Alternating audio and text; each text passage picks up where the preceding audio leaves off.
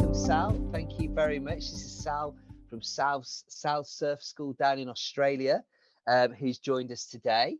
So, as per usual on our podcast, I'm just going to read out a little bit of Sal's bio, and then we'll have a little bit of a chat. So, Sal started her surf school. Now, you're going to have to correct me on it if I say any of these wrong. I had some Hawaiian names on my last podcast, and I was getting all of them wrong. But anyway, so the surf school is was in Umina Umina. Beach, Umina Beach. Umina Yeah. Beach, Gets just over everyone. 5 years, just over 5 years ago, after returning from living in London for 4 years. Sal got back home and joined two local board riding clubs, the Umina Board Riders, which were a shortboarding club, and the Ocean Beach Malibu Club, who were longboarding. But Sal noticed that neither club really had any kind of young Grom surfers in them, or any females. They were sounds like they were very male dominated. So Sal went and did a level 1 coaching course and worked a 6 week summer with another local surf school. And after a week of doing that, it was quite clear that they do a lot of holiday lessons to kind of get him in the water, get him out. And there was no kind of actual learning to surf going on there. So off the back of that experience, Sal began planning to open her own surf school, and 5 weeks later, she was up and running. So initially, it was about targeting locals in the area, and being a long-time local for after-school programs and weekends kids groups. They got full pretty quickly. And I've noticed here, and I'm going to ask you about this, that you were juggling being a full-time school teacher and running your surf school at weekends and school holidays. I can 100% relate to that one. Word got around quick, and the 8-week term programs would run and grew really, really quickly. Ladies and mums started to want to learn. So Sal bought some adult equipment and a trailer and started up a ladies program for that demand as well. From that point, they continued to grow even more, and there were about 100 kids and 60 ladies. That's really impressive. Signed up to term 4 of the 2021 8-week program. Sal has always sponsored the local board riders clubs, and the vision has always been to build those clubs back up with kids and ladies. Ladies, sorry. 5 years later on, this vision is paying off big time.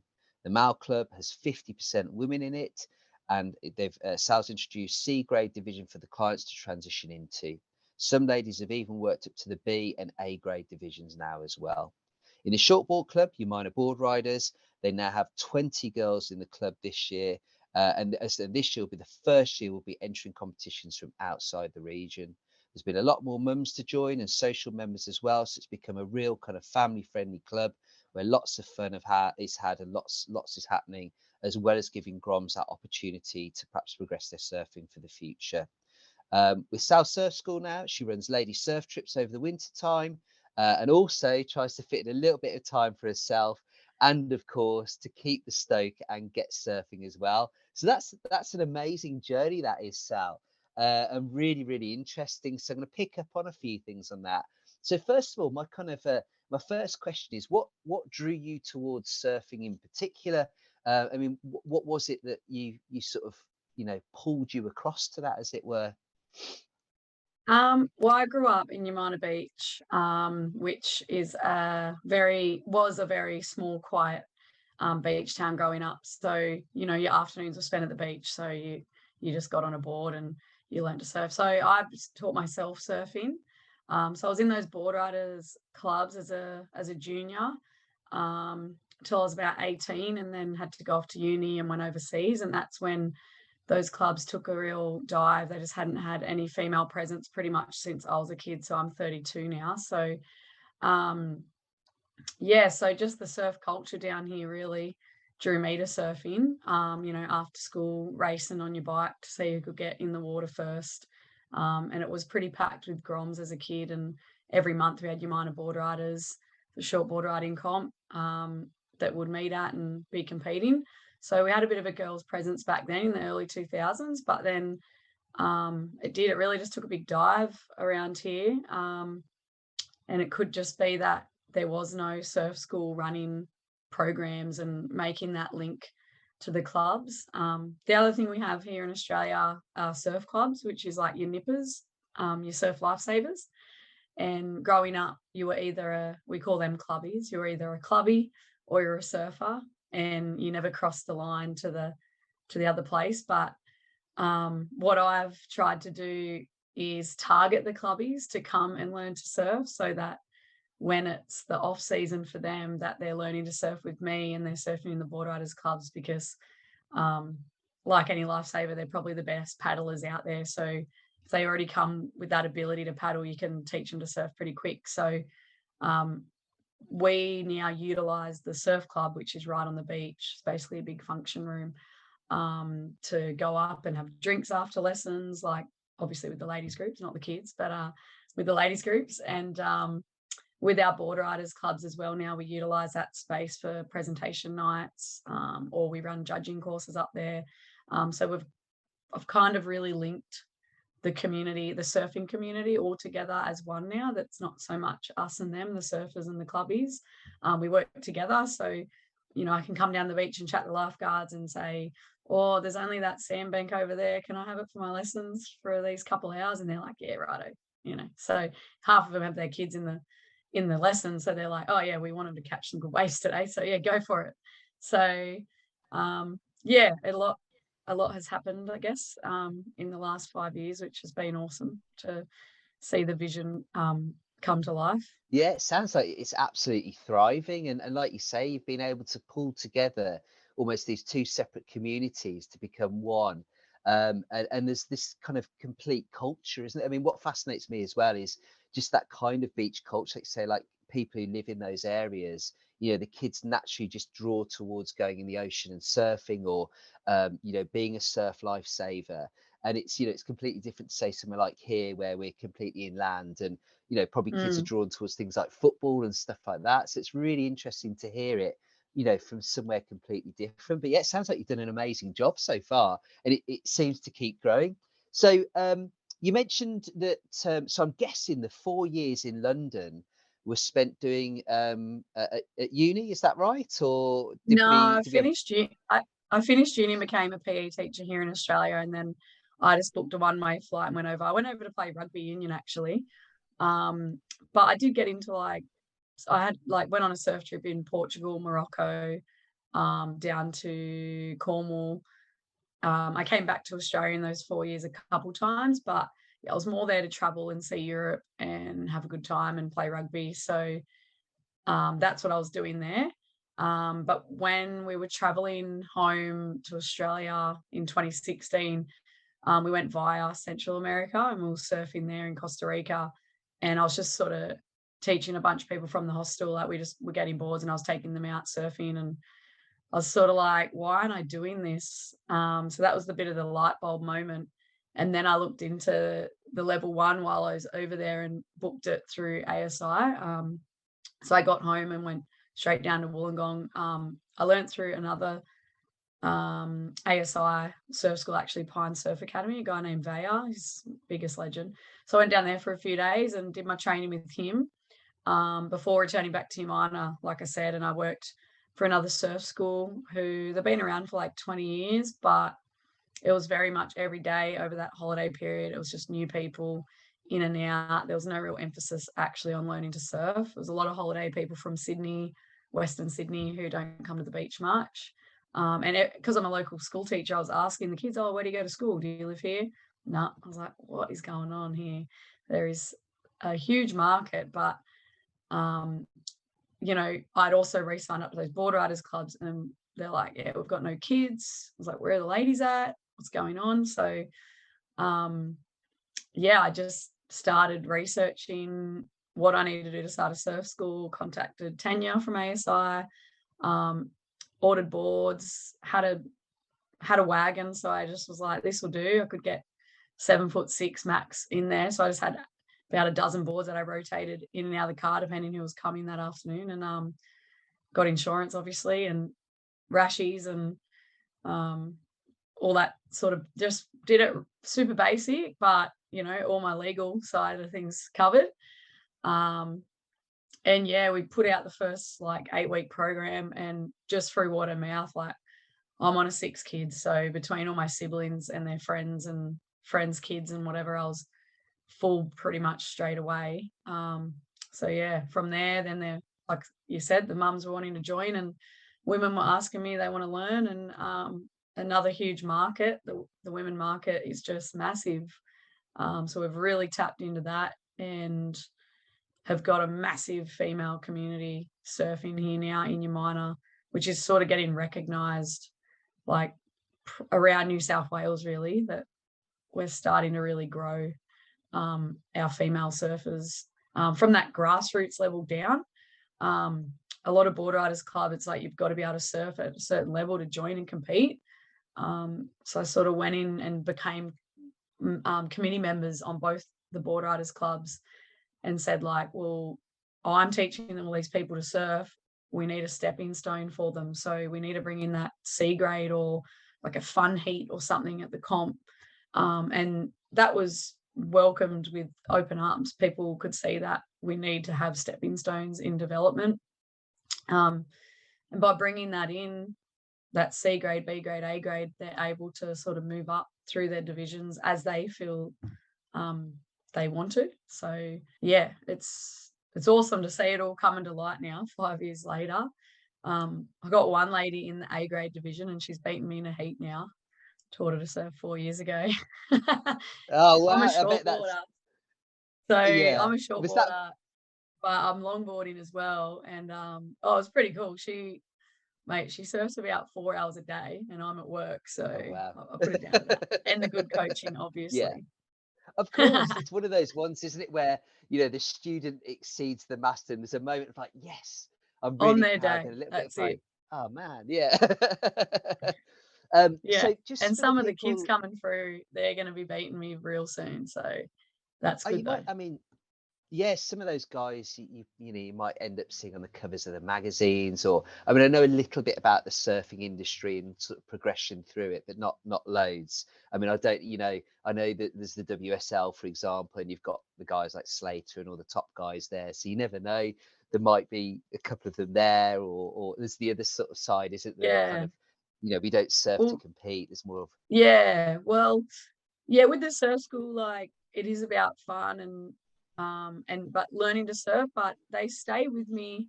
I tell them like 6 to 12 months really they need to be getting that coaching because we're such a local area.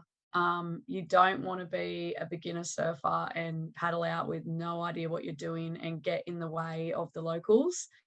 That would be one way to really bother them.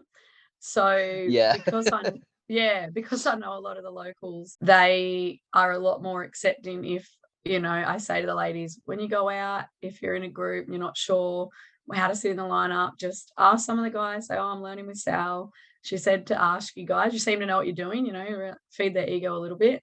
And then they will be willing to help you if you let them know. But they also know that, okay, at least they're getting lessons and they're trying to learn the right way. And that whole point of coming and joining the community board riders clubs is a way as well to fit into the surfing community. Because if you aren't born here or grow up here, then you can be outcasted a little bit unless you're making that effort. So I try to emphasize, even if you're not wanting to come and compete, pay the social membership, come down, watch the comp, like help with the barbecue, have a shirt on, get a shirt, come to the club events, and that way that you're getting to know who the local surfers are. And when you're going out on your own, you're feeling a bit more at ease, and that you'll have people to talk to and that, they're more likely to help you in the water too. So yeah, trying to teach them properly about surf culture and that it's there, and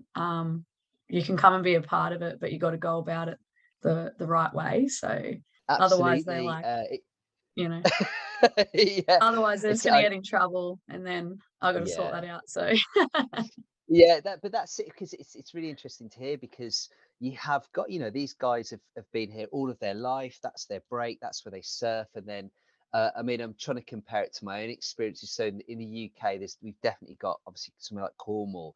You've got yeah, your spots with your locals, and I think what's happening now is because like paddleboarding, it's become so popular. Everybody's grabbing a board and just kind of getting out there. And of course, if you've got a guy on a sup who's managed to get out into the lineup, and they're bombing down waves, they don't know about rules of dropping in, or mm, cutting people up and things like that. you can see why the locals get really, really annoyed with it. I mean, sometimes some of the summer months in some of the really popular places are almost just a bit of a write-off, I think. I was down in Cornwall back in November, and it was a really good day, and there was only one spot that was working, and I just stood on the cliff top there, and there was like 70 guys out there, and I just kind of thought, man, I'm not even gonna get away because I don't live here.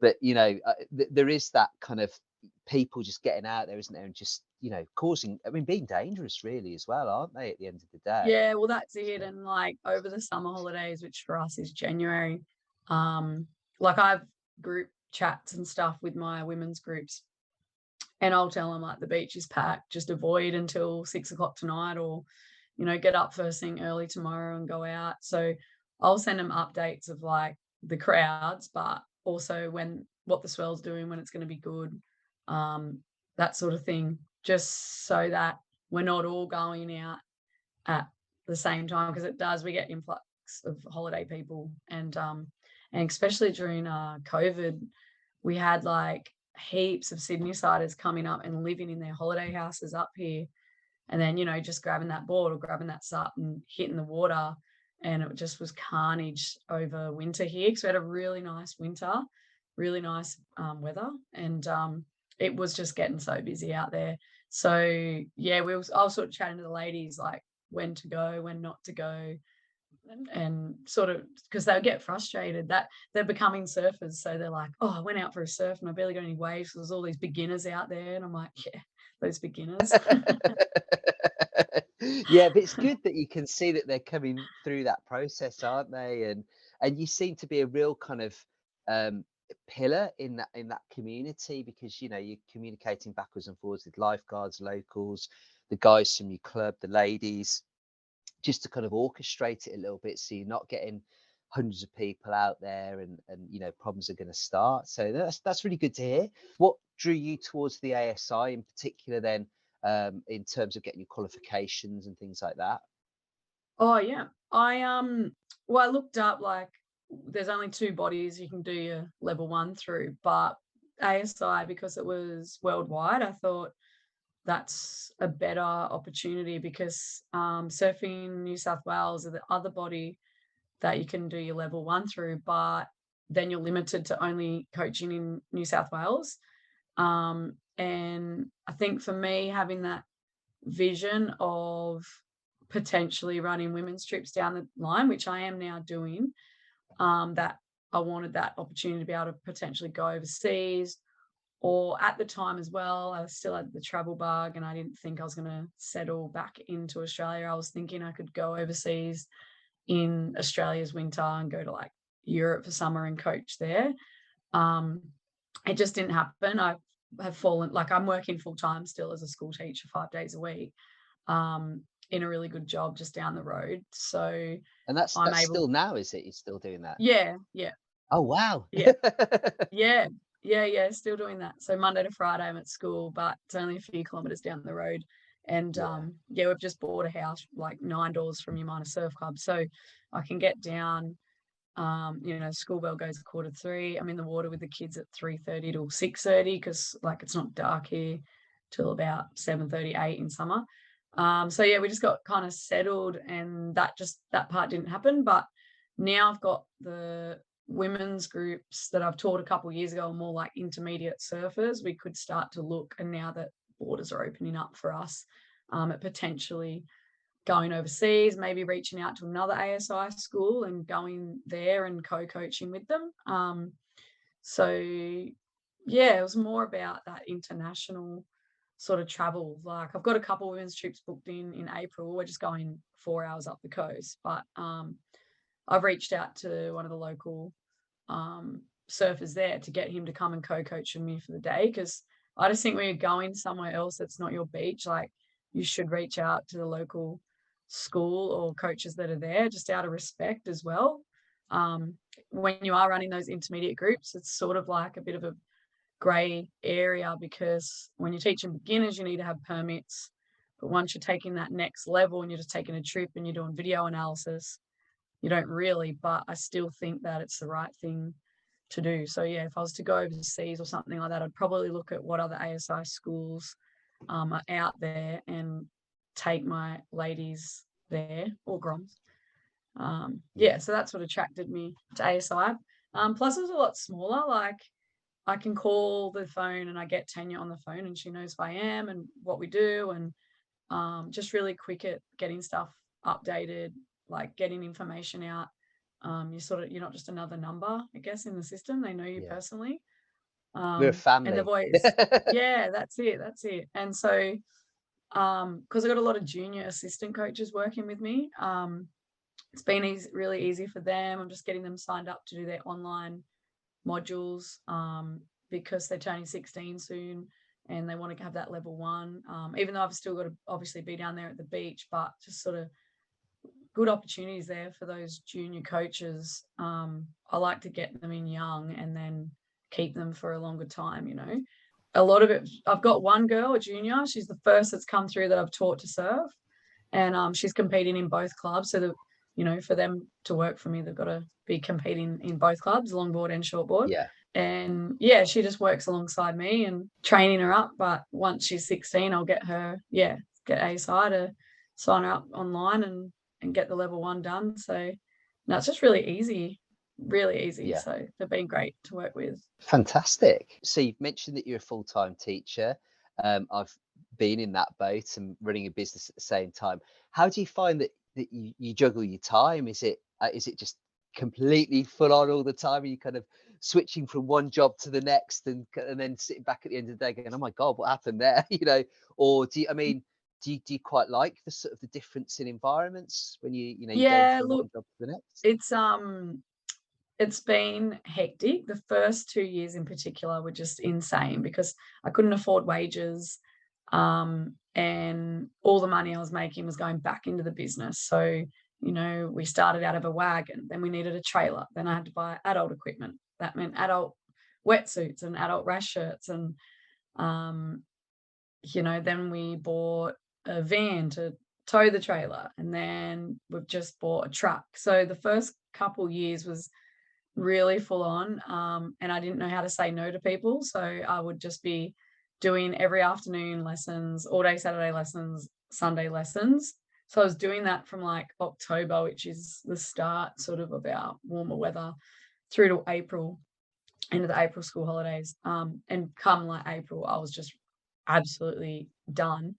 And I'd shut the surf school down from May until the following October just to get a rest. But then as we've got busier, and because I've just bought things as we're growing and needed, we've never gone into debt or anything to run the business. I've been able to get other coaches on to help take the load. So I've sort of more gone to an admin role sometimes. So I'm still doing 2 afternoons a week now and all day Sunday. But we have been hit with staff shortages this term. So last term we had 160 clients coming through a week. This term we've got 110. So that meant, like, I could have taken on that coach that I lost's load, but it would have meant I would have no time to try to give to my other jobs. So it's just finding that balance. So really, lessons, and then of a night I'll try and do some admin of surf school, get up an hour before school, do some prep for school. But there are just periods where like reports are due or whatever, and I've got a school holidays coming up that I've got to prep for, and I just know that I'm doing a few long nights. Like, it's, I don't know, I don't find the surf school stuff like that draining because I really enjoy it. It's probably more school stuff that gets a bit more draining. Like, I'll procrastinate and start doing more surf school stuff, and I'm like, oh, I need to prep those lessons for tomorrow. Like, I'm prepping something for like 3 weeks away for surf school, and I've got a lesson on tomorrow I've not prepped for. So now I've gotten a lot better at juggling my time, and also just learning when to say no. Like, say to people, I'm really sorry I can't fit you in, but we're running a huge program in the April school holidays, so why don't you come then? And then again, like, just trying to find those junior coaches to train up to stick with me. But I think all surf schools have the same issue, finding coaches, because it's not a 38-hour week. Well, it's not in all cases. So trying to find someone that can work 20 or 25 hours a week is the hard part. So you, as a business owner, always end up doing the most. That's it. You've got to pick up the slack ultimately, haven't you, at the end of the day, because the buck stops with you. And I think unless you've been in the teaching profession, you don't understand how demanding it is, not just in the physical sense, but in the mental sense as well, with planning, Mm, marking. I mean, when I was teaching, and my wife still is a teacher, people thought, oh, you finish at 3 o'clock, that's it. You don't. Oh, you've got all these no, holidays. No, you haven't. yeah, You have to put so much into that job to make sure that yeah, you're getting the right results and doing right by the children. And then yeah. owning a business on top of that as well. Like you say, it's obviously it's your passion, so you enjoy it, but it does have demands. I've sort of I've got a really good job at the moment teaching. I work with kids with additional needs, so I have quite a small group. So that has changed as well in the last few years, which has made my school job a lot more manageable for me. And I really do enjoy that work. So I'm not going to give up teaching anytime soon. It works quite well teaching and having that income as our security, and then having the surf school on the side and doing my voluntary roles with the two board riders clubs is like, my part to give back to the community. But yeah, this year, because of COVID last year, during winter, we actually stayed open and just kept offering private lessons. And it was more for people's mental health, really, doing that. And it was nice for us as well. But I'd say this winter, I'll definitely have a few months break. Just have my weekends back and get in the van and go surfing myself. And we've got July school holidays, which is winter. We, go snowboarding and that sort of thing. So I find when I'm booking stuff in for myself that it's not so bad getting through the busy times. But I always think I'm rushing out the door after school and I'm like, oh man, I've got to get down to lessons. But once I get to lessons, it's like a relief. It's so good to get in the water and, you're exercising, you're hanging out with the kids. They all want to be there. It's fun. It actually is a really great end to the day. So if I didn't have it, I'd be struggling. So yeah, it's a juggle, but it is worth it. It just sucks in summer. Some of the days when I get trapped inside doing emails and admin stuff and sending my coaches out to do the fun work. Um, because I don't know, as a business owner, you want to know what's going on. So you sort of need to do your own admin and and Yeah, and because people sort of email and it's Sal Circle, so they expect to talk to Sal, or yeah. they expect Sal in the water, like Yeah. So you sort of got to be and it, everywhere. it And like you're saying, for mental health reasons, I did a little top tip on that the other day on the ASI social media, and it's the same thing. I mean, when I used to have a really bad day in school, I might be going straight to the lake to teach some lessons, and you're a bit grumpy in the car, and you might have had a bit of a blow up with a student or something or whatever, and you're going, oh, the last thing I want to do is this, and then you get out there, you get in the water, and by the end of it, you're just like completely de-stressed, and it does work its magic, doesn't it? Nature's got a real kind of healing property, I think, and Yeah, that's for something that sure. we all benefit from, don't we? Our women's groups, especially, that they book in their time and that's their time. They get rid of the kids and they come down and do surfing. And at the end of Sunday, that's when all our women's groups finish and everyone comes back to the truck and brings their beers and camp chair and we have a chat and whatever, have some nibblies and chat about the surf and whatever. And that's like their time, that they've booked that few Yeah, hours in for himself. And it's so important. Like if we ever have to cancel because of conditions or something, like the women are just like devastated because that's, yeah, their one few, little bit of time that they give themselves. So yeah, it's so important. And we really found that during lockdown that we had even more demand because no kids had any sport on and community sport was all cancelled, gyms were closed. So people were looking for outdoor activities to do. So the fact we could offer that was good for us, but yeah, good for the clients as well. And a lot of people were mm, realizing those mental health benefits of surfing and the ocean, which is awesome. yeah, 100%. So I was going to talk a little bit about your role of developing ladies surfing, women surfing, and you've obviously spoken about that quite in depth. I think, I mean, I'm interested to get your views on it. I mean, certainly, I think here there's a shift to more women getting involved with paddleboarding. Certainly, a lot of the lessons I teach do tend to be more female dominated now, which is, which is brilliant. It seems to me that SUP as a sport is very kind of equalized in that sense. Do you find that's now the same with surfing, that it's kind of, there is a balance there, or is there sort of a bit of a void still and it's mainly male dominated? I think the difference that I see between men and women is that women are quite careful and they'll actually go to an expert to get advice on how to do something. So if they sign up to a gym, they book that PT session, they get the nutrition advice, they get shown around the gym, they get a program written for them, and they sort of need those check-ins. And they'll do the same with, okay, they're going to learn to surf, so they're going to come to surf school, and they don't have that sort of confidence that they're just going to go to the surf shop, buy a board, buy a wetsuit, and go out and think, I'll just teach myself this. And I could be generalizing here, but what I've found is I offer adult groups and I offer ladies groups, and all the ladies will preferably go to that ladies group to have that sort of safety, other women surfing. I'll get guys come to the adults groups, they'll come to 2 or 3, they'll go buy their own equipment and they think they're good to go, so I think, like, offering those ladies only programs, you can just get that repeat business over and over again, but also they'll stay with you until they personally feel confident enough to go out on their own, or they've come to meet other people that they can then go out with. So yeah,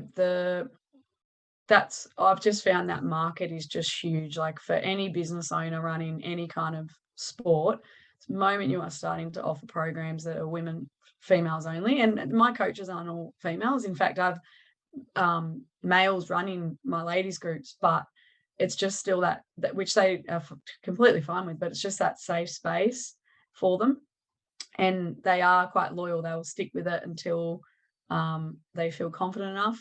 And like I was saying before, for them, it's their time each week, because a lot of them are mums and whatnot, and they don't get a lot of time to themselves. So by them booking that in, it's like they're coming no matter what.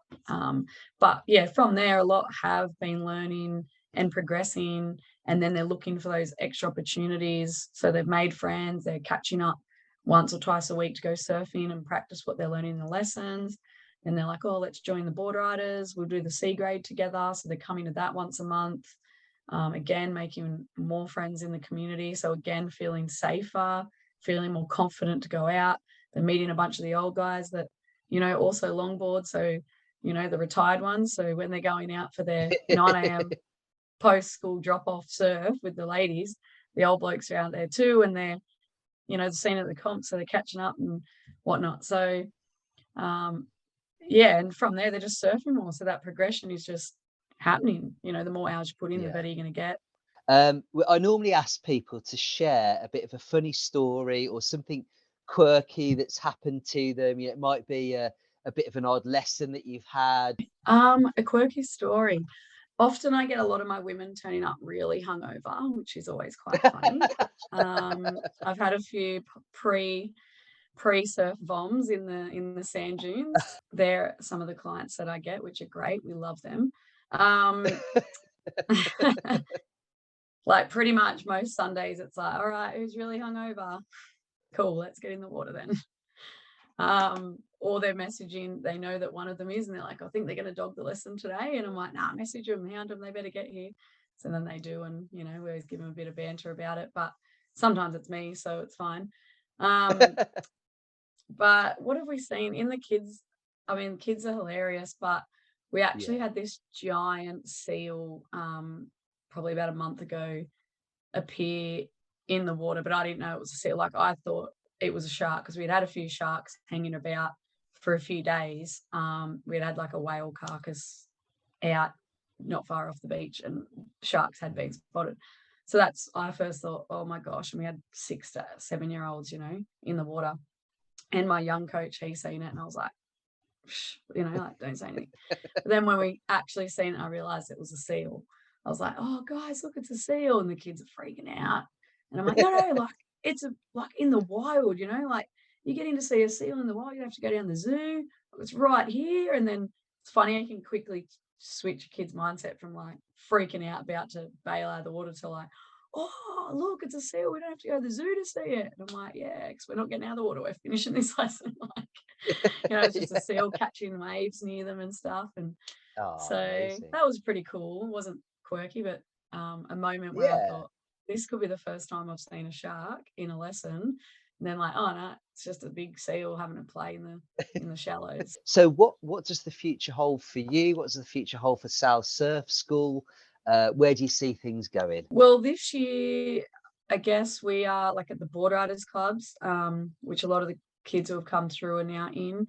We're starting to enter comps outside of our region. So I guess trying to see how they go against a bit of a bigger sort of playing field. So that's sort of, I guess, more one of our goals at the board riders clubs, which I'm a part of, but seeing them as kids come through, and now we're going to try and put them out there in some versing kids from other regions. That'll be really cool to see this year. We've also just entered a comp at the end of March, two teams of 8 ladies. Your team's got to have 4 longboarders, 4 shortboarders. So again, I've got some of the junior girls who are riding shortboards, and some of my ladies who have come through the surf school representing in the longboarding side. So that'll be really cool to see how we go. Again, it's up in Newcastle, so there'll be teams sort of from all around central sort of New South Wales. See how we go on that level, see how my coaching has gone, I guess. But the vision of the surf school, yeah, it's just really to keep building those clubs up, hopefully find another coach to get back to our full schedule, running 2 lessons every afternoon after school, and all day Saturday, all day Sunday. And I would, like to get a few more women's trips running over the winter time. We've got a couple coming up in April, and I've probably got demand for more. So just trying to maybe reach out to some other ASI surf schools in their areas, and maybe look at taking some of the women to those beaches. Where we are in Umina is a really beginner friendly wave, like perfect for beginner to intermediates. So we sort of get a bit trapped where we're not going to more intermediate to advanced waves, because we get very comfortable down here. So if I can start reaching out to those other locations and taking women there for a trip, that'll be really good for their development. In saying that, though, we're super lucky. We get lessons on like 95% of the time, thanks to the amazing conditions.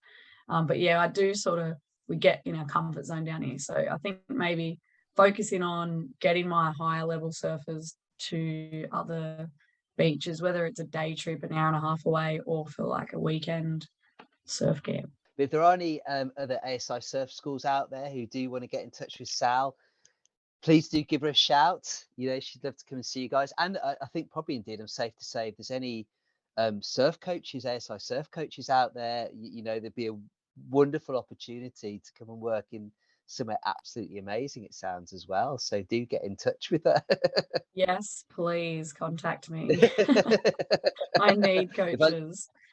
If I lived closer, not that I'm a surf coach, I would definitely come and work for you. It sounds absolutely amazing what you guys are doing there. Really, really does. Well, thanks so much for having me. And hopefully Anytime. we'll catch up in the future and see where Absolutely, my surf yeah. school's at.